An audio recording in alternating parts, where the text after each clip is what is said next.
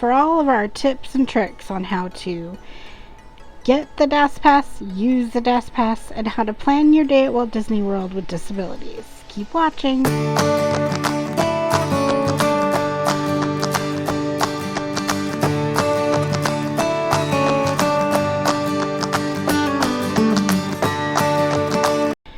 first question that I see a lot is, what is the DISpass? So the DIS is the abbreviation for the Disability Access Pass, which is something that Disney does to help people with disabilities who are unable to wait in a traditional queue line be able to wait someplace else, not in the queue line. So what you're going to want to do if you need the DISpass, keep in mind that the DISpass is not for mobility disabilities because they have wheelchairs for rental and mobility scooters. If that is your only reason for the DISpass, you will not get the DISpass. They'll tell you just to rent a mobility scooter or a wheelchair if your problem is mobility, you can't walk or stand.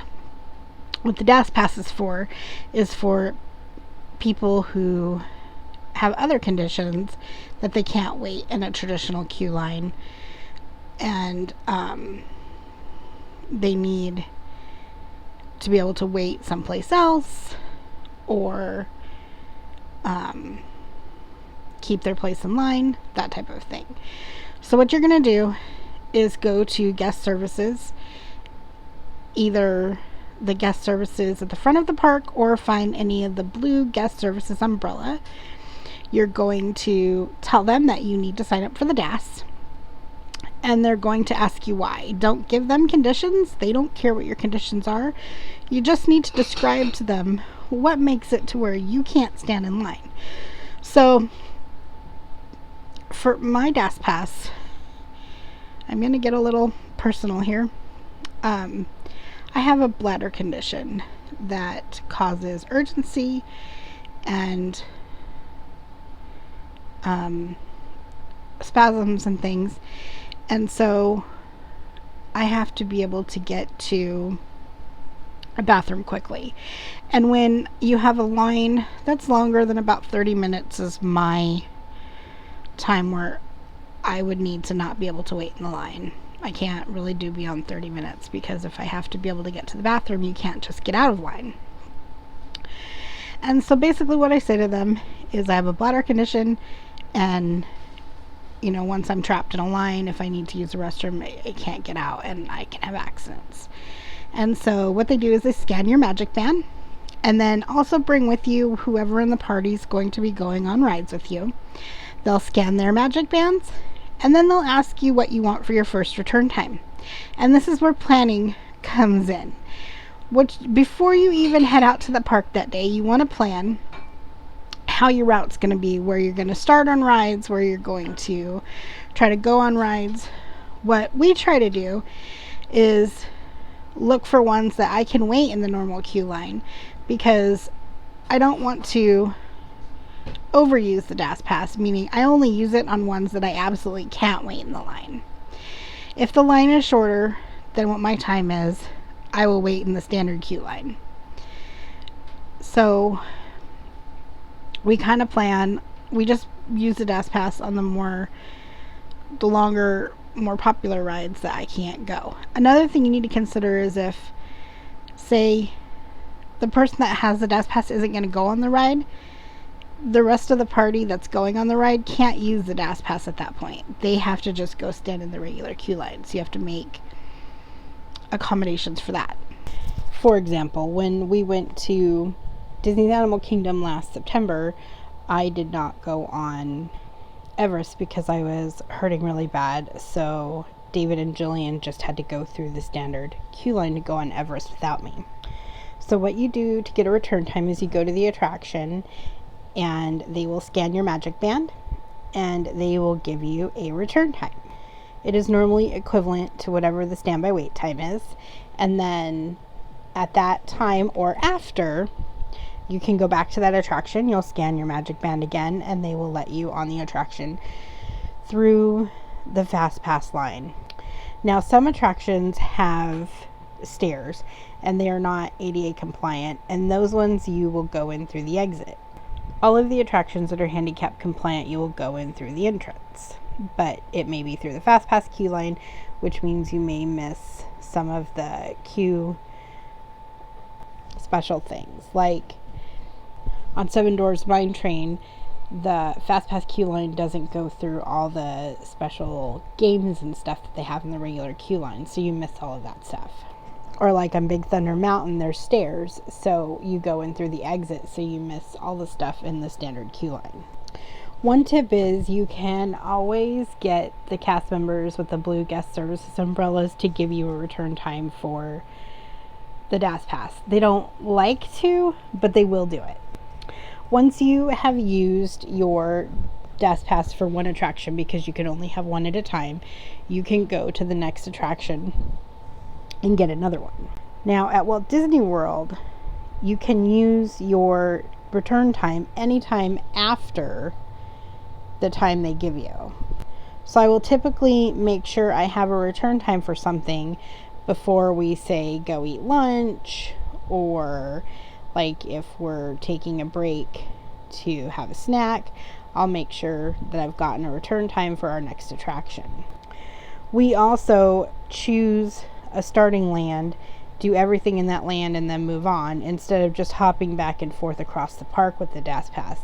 It tends to make it to where we can hit everything in that land and then we move on to the next land. And it's easier with trying to get a return time for the DISpass, because I'm not running across the park trying to get a return time and then running back to do something else on the other side of the park. It makes it a lot easier. We do look at the wait times on the app, because what I'll do is we'll start with it. We'll pick a land to start in, say Fantasyland, and I'll get a return time for the most popular ride that I want to go on, which is probably Peter Pan's Flight. Then we will look at other attractions in Fantasyland that we can go on.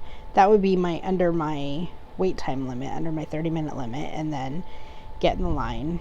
And then we'll take breaks, use the restroom, because I have to use the restroom quite often, and then we'll get like snacks or whatever, and then depending upon how long the return time is, we'll go back and do Peter Pan's Flight. And then if we haven't done the next popular attraction in that land that I want to go on, we'll get a return time, we'll get done with the land, and then we will move on to, say, Adventureland. You also have to work this in if you make any dining reservations. So what I suggest you do when you look at making your dining reservations is you try to figure out your plan of attack for the parks.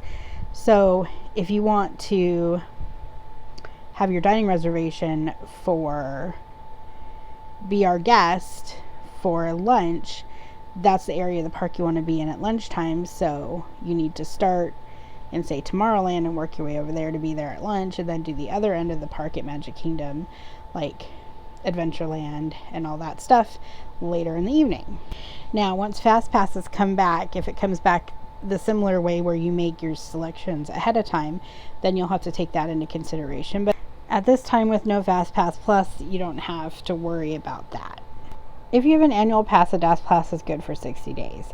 If not, it's good for the duration of your trip up to, I believe it's 2 weeks.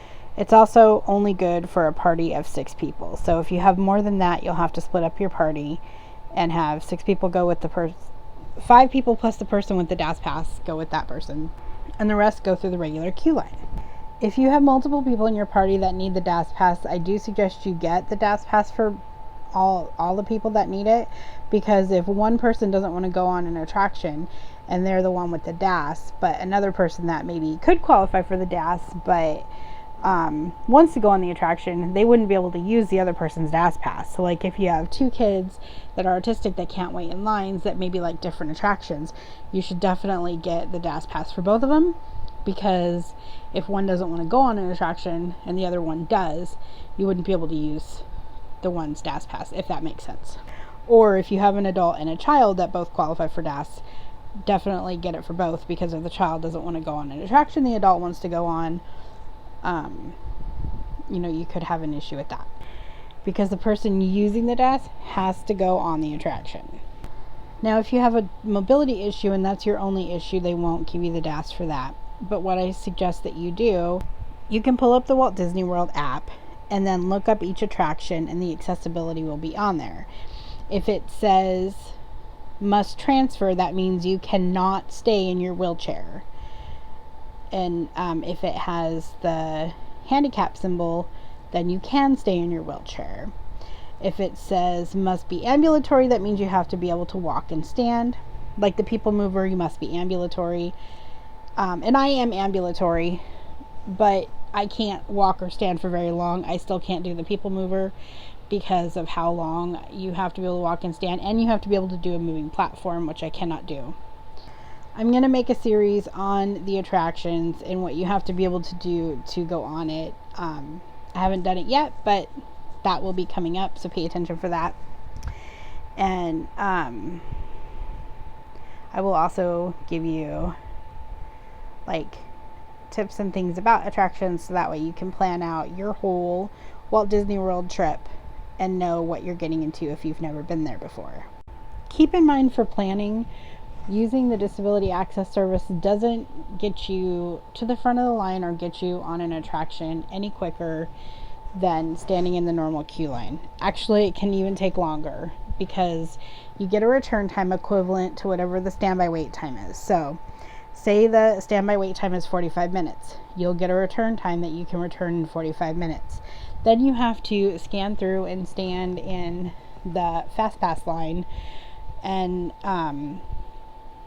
any disability people that are in front of you could be in the Fast Pass line, or VIP tours could be in the Fast Pass line, or people that got a Fast Pass for an attraction breaking down or something like that could be in the Fast Pass line in front of you. There could be people in the Fast Pass line in front of you, and you could have to wait up to 20 or 30 minutes depending upon how busy the ride is,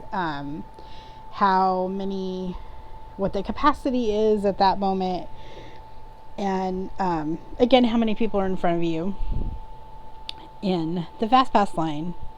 So it is not at all faster. So if you're thinking that you'll be able to use it and get on more rides, you won't. But what it is there for is to help you, so that way your child won't have meltdowns if they're autistic and they can't wait in line. That you can go look at something else, or go get a snack, or go look at a store, or do something to entertain them to where you're not in line. Or if you're like me, where you have a bladder condition and I have to be able to access the bathroom, I will have a shorter wait to be able to do that, and until then I can access the bathroom because I won't be stuck in a line. But like I said, we only use the DAS on stuff that's longer than 30 minutes. If it's under 30 minutes, I'll wait in the regular queue line, because again, it is not a quick way to get on rides, as a lot of people think it is. Maybe that's how it used to be a long time ago, but it is not anymore. And like right now, you're watching Skyliner video. There is a handicap area of the Skyliner for mobility scooters and wheelchairs.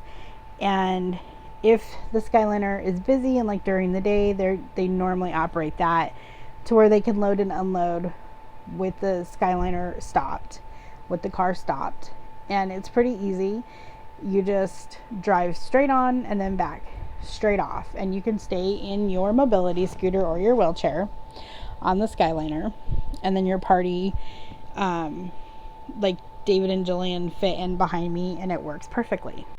Now, if it's not busy, or if it's later at night, a lot of times they will either stop the Skyliner just in the regular path, or will slow it way down and have you get off while it's still moving, which is a little scary. I will admit that. Just listen to the cast members, because they are trained and know what they're doing to help you get on and off. If you're ever not sure, just always ask a cast member. Their job is to make sure that you make great memories and have a great time, and get to experience what you want to experience at Walt Disney World.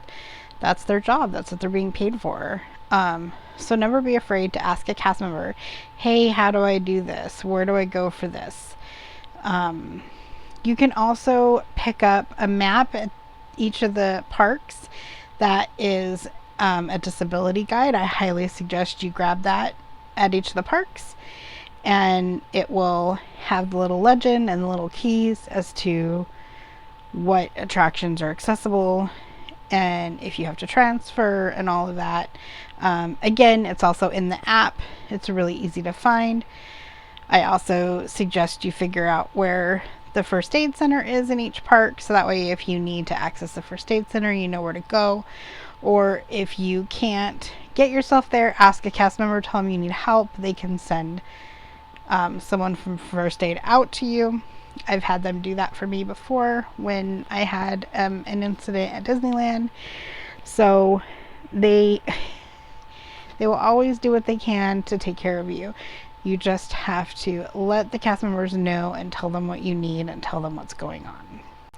If you have medications that need to be refrigerated, you can store them at first aid. If you have special medical treatments you need to do, you can do them at first aid. If you need ice packs because you have some swelling or something, you can get those at first aid. You can get certain medications at first aid. If you're not feeling well, you can go lay down at first aid. So just keep all of this stuff in mind when you are trying to go to Walt Disney World with medical disabilities or medical issues, or any type of other disabilities. Be sure to hit that like and subscribe and click the bell icon to be notified when we upload a new video or go live. You can find us on Facebook, Instagram, Twitter, TikTok, and Pinterest. You can support us on our Patreon. We have tiers starting at $1 per month. Thank you for all your support. If you want to see more, click the video in your right-hand corner.